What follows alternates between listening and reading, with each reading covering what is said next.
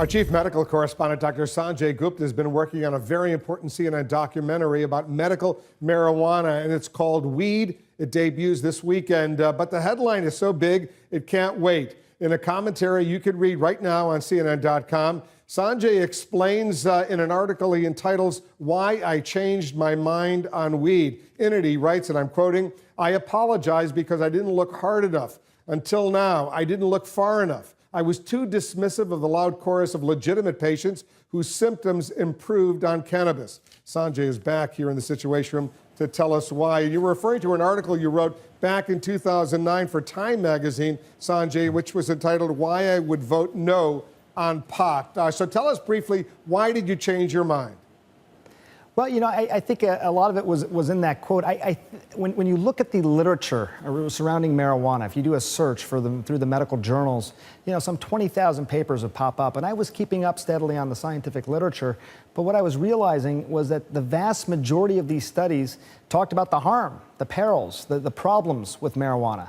A very small percentage, less than 10%, close to 6%, actually evaluated benefit. So when you looked at all these studies in aggregate, Wolf, you would think that there was a distorted picture. You would think there was a lot more harm with marijuana than potential benefit. But it wasn't until I started looking at laboratories outside the United States, smaller laboratories that were doing amazing work, listening to the course of legitimate patients for whom not only did marijuana work, it was the only thing that worked, and that was quite stunning to me.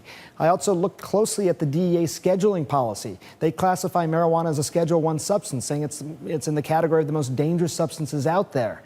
And when I looked carefully at that, I found there was really no scientific evidence to say it was that dangerous, that it had high abuse potential, and that it had no medical applications. I believe it does have medical applications, and I just thought it was an important message to get out there. And you also conclude, Sanjay, and I read your excellent article, you conclude that in certain cases, medical marijuana is even more effective than various pharmaceutical drugs, right?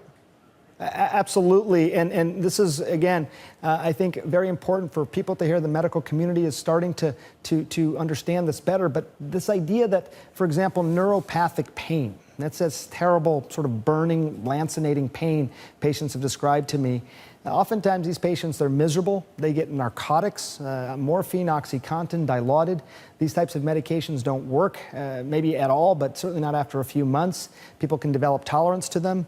And you come to find that marijuana, in a percentage of patients, not only does it work better than these narcotics, it's much safer.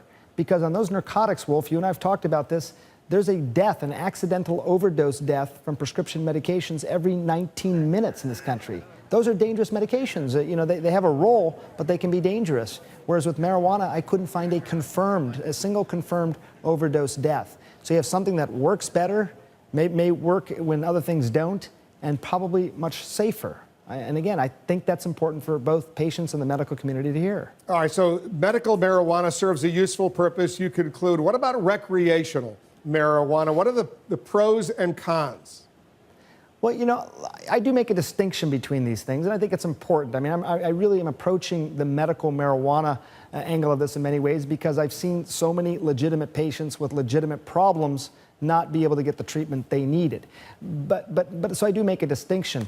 But look, if you want to talk about, you want to raise the issue of moral equivalence with recreational marijuana and other substances that are out there, again, marijuana is considered a drug of high abuse, the highest abuse. Dependence rates are around 9%. As compared to alcohol, which is closer to 15, heroin 23, 25%, cocaine 20%. So it's probably not as problematic as those other types of drugs. I'm concerned about it as far as its use for young people with a developing brain still up to age mid-20s. But you know, again, from a moral equivalent standpoint, you'd be hard pressed to find additional harm from this in adults as compared to some of the other things.